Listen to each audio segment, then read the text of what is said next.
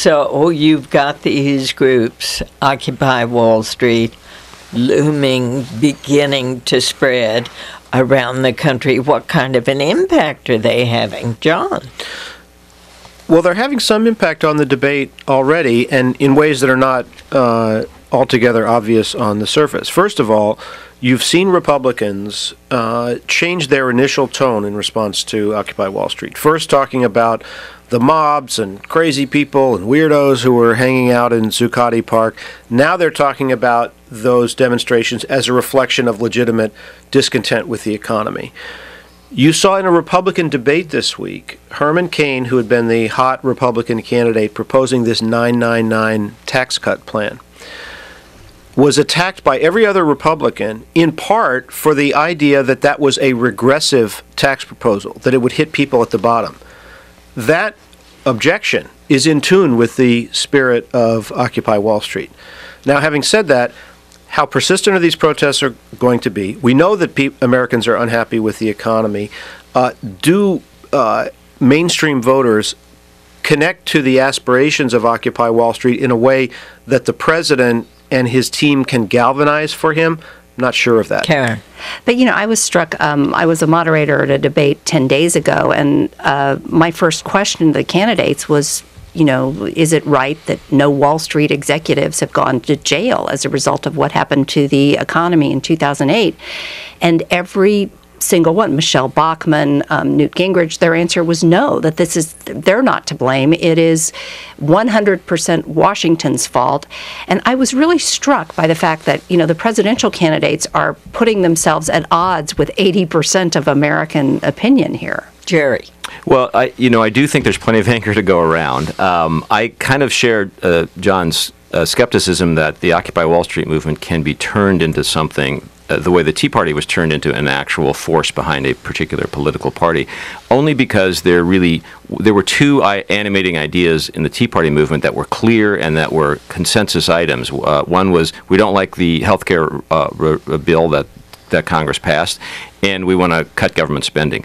Occupy Wall Street is, at this point, I think, a very effective illustration of the anger and anxiety that people feel about the economy, but doesn't really take you to a particular bumper sticker action that everybody wants taken as a result of that. Do you think it could evolve into exactly that? I think it could. I'm not sure what it is, but I think the danger for the business community, and I've written a column or two saying this, is that this could morph into just general anger at, not Wall Street alone, because Wall Street has never been particularly popular, let's face that, but at the business community in general. I mean, that's the danger for people in the Chamber of Commerce world, I think. You guys have a lot of money, you're creating jobs in India, why aren't you doing it here?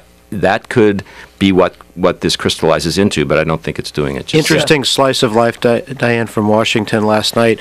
I was on with a large group of people, on the receiving end of Occupy Washington at Union Station. There was a fundraising event for an environmental organization last night, Conservation International, and it was mostly progressive, pro-environment donors and activists and organizations who were represented. But you had corporate sponsors, Northrop Grumman and Walmart.